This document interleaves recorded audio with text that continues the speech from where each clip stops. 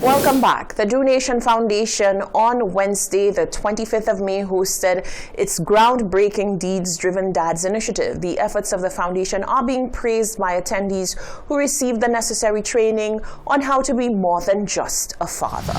The Deeds Driven Dads initiative has received much praise from attendees who were privy to a coaching session on life skills and the importance of the male figure in the life of a child. Kirby Sidney, a representative of the Do Nation Foundation, who was also in attendance, says forums such as these provide an avenue for social needs assessments to be conducted and for more programs to be developed to address and remedy issues affecting fathers. Most definitely, today is indeed a special moment for fathers in this country. I think it's an initiative that is long in coming, where we really get the opportunity to understand the plights of fathers and the social ills that contribute to fatherhood. And so just identifying these needs of our fathers and potential fathers in society, it basically offers that support system. And Good Deed Dads is an initiative that pretty much inculcates the whole atmosphere for fathers to come through and understand that they too contribute to society positively, and they too have some contribution to make to society. So it's an initiative that I feel that all our fathers should be a part of in understanding how they can contribute to society. Sidney says he is pleased with the discussion thus far and sheds light on some of the hindrances in terms of embracing the vulnerabilities associated with fatherhood. So basically, Coach Lynn, he's very, very influential. He has the expertise in pretty much bringing forward the action plan for dads. And so far, I've been blown away by just how he is able to present to fathers and touching on every aspect of fatherhood. And it's a sense where, our fathers usually shy away from these sort of things. They allow more the women to go in and venture in. Fathers don't really talk about their social issues at home, in the communities. They usually just take things on their own. And I think the expression of the coach's presentation, it allows fathers to really get the opportunity to say, you know what, I need this help, I need that support, and they come through and they offer their support and they get their advice to be able to then move forward. While some males did turn out, Sidney says he would have appreciated if more males would get involved in such initiatives, as it is the first step to addressing the issues of fatherless communities. Not at all, and it's a direct reflection as to statistically how our fathers contribute to society. Normally when there are initiatives like this, the women come out in numbers and the fathers usually shy away. So it is a direct representation of how our fathers feel in society. I believe that, as Coach Lynn indicated, that is the seed. And the process of germination is actually getting all our dads, the touching points, the branches, and really getting the opportunity to bear fruit through this initiative. And it's just the start of things, and I'm hoping that as it begins to bloom, as the seed grows, you get more fathers coming on board to seeing really the true advancement of such a program and to be a part of this initiative. Sidney says there is much to be celebrated in relation to males taking their gender roles seriously, but makes a clarion call to younger fathers to show up and step up. I really believe that it's an initiative that all fathers could come on board.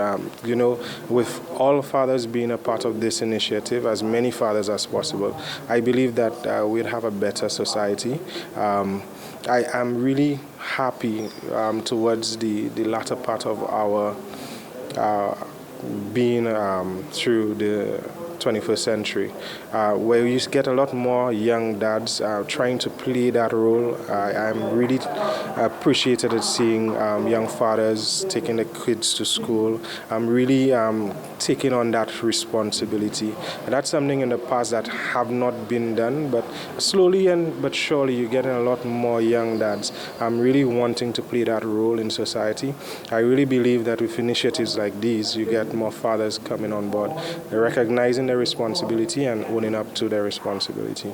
So I'm hoping that this is the key objectives, the key deliverables coming out of such a program. Males who wish to participate in the remainder of the project can reach out to the foundation via social media handles. Reporting for the Hot 7 TV News, I am Jasmine Duncan. A recently organized women's health fair offered education on managing health and well-being and medical consultation for participants at no cost. More in this report from Fennell Neptune of the Ministry of Health. Women residing in Vieux Fort and surrounding communities were granted the opportunity to gain information on maintaining healthy lifestyles and receive health checks following a women's health fair held at the Vieux Fort Wellness Center. Public Health Nursing Supervisor for Region 5, Jasmine Daniel, says this activity is necessary and timely as it catered to working women who are unable to access the service during the working week and those who can't afford the medical services. This health fair, we think that it is very important because we've seen some cases of breast cancer and cervical cancer in our region, and with early detection, we really want to echo the importance of early detection and screening, because with early detection and screening, you are able to get early treatment and diagnosis, because breast cancer and cervical cancer do not necessarily have to be a death sentence. So if you get the early treatment and early diagnosis, you can get treated and you do not necessarily have to lose a loved one. Participant of the Women's Health Fair, Gretchen Jacobs Mercier, says she's extremely grateful for this activity and encourages other women to get health checks done regularly.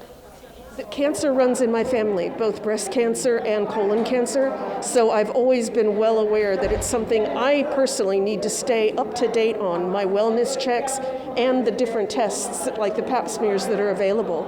And so I came today so thankful that it was going to be close to home and free of charge, and it was going to be on a Sunday so I could actually attend to it and be prompt about it. And you've got to know how well you are and how well you are not.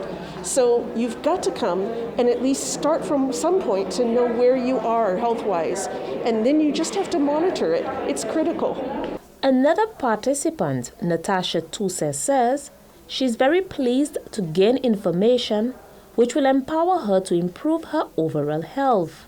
I heard it was open to the public, and I thought that it was necessary to come here today to find if I have any underlying issues medically, and that I could get the different benefits like your mental, your nutrition, and other medical requirements checked.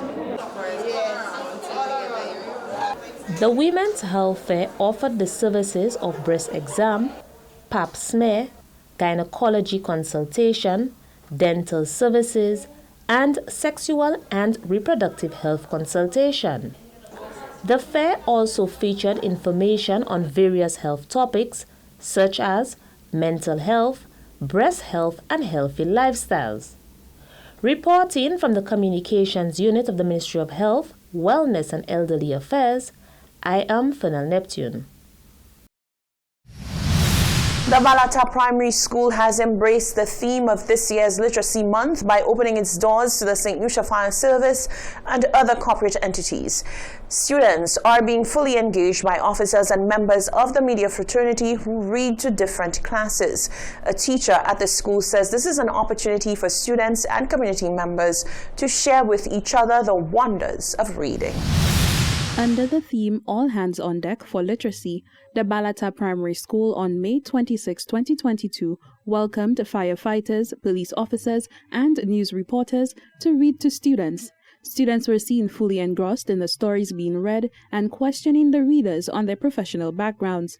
Teacher Valletta Williams says the school's administration is pleased with the turnout and the positive responses received from students. Today's activity is in celebration of Reading Month for the month of May at the Balata Primary School. It's celebrated across the island, and however today we are having our people come in, guest speakers, coming to read to the children so that they can be exposed to different people from the society, from different places, and in the community at large. Williams emphasizes the importance of such an activity and the impact it has had on students. Literacy Month is celebrated to enhance reading in the schools, in the island at large. As we know, reading is very important, and if you cannot read, of course, in the future and even at present, you run into problems. So we want to let the children know how important reading is. So we have this activity every year in the month of May to encourage the children to read, to celebrate reading, to celebrate what we do at the schools, and the children enjoy it. So it's a very important activity at the schools and in our society, and it brings togetherness with the community having this particular activity, because the community comes in, people from other organizations come in, and the children get to see people. And you know the biggest thing about it, they go like, oh yes, I'm on news, and then they say like, oh yes, I know you. So it's a very good activity, it's a great activity, and the children are having lots of fun. The highlights of the day for students was getting to mount the fire truck and put on the siren. Fernando James, officer in charge of the Babonneau Fire Station, says this is a bittersweet moment given the recent mass shooting in Texas, which claimed the lives of primary school students. On a sad note, knowing that I had to come to a primary school to do reading, it was a bit not just taken back, but recognizing and remembering just 2 days ago the shooting incident at the Texas primary school, and knowing it was over 20 children who got shot, who lost their lives. It was a really bit saddened to know that, well, I'll be coming to the school and it'll be bringing back some sad memories. But all in all, I do want to express my deepest condolences to the family and friends of those children up in the U.S., and I hope they do actually find some solace and are able to move on.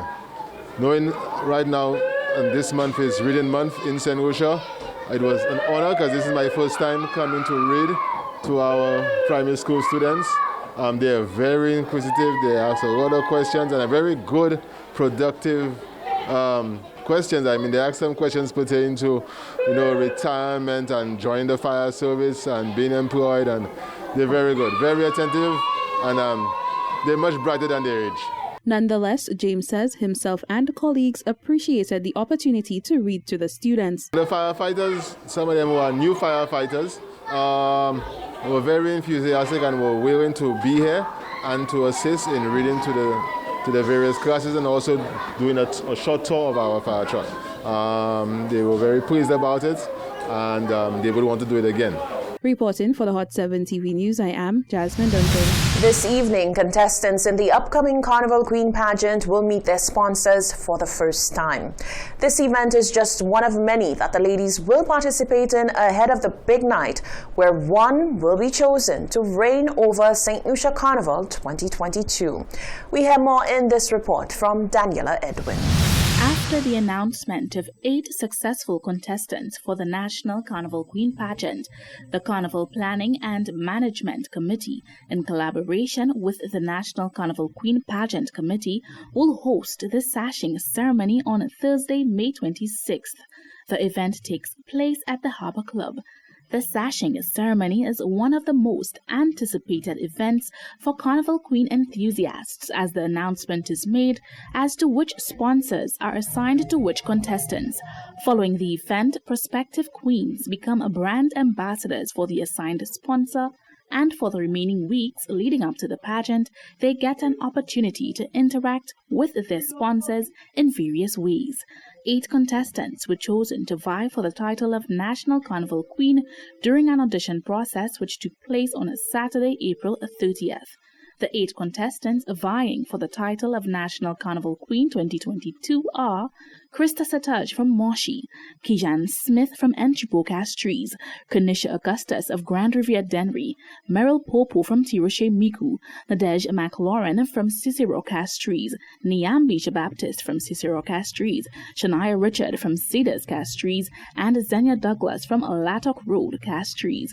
The National Carnival Queen pageant is set to take place on Thursday, Thursday, July 7th, 2022 at Royalton, St. Lucia.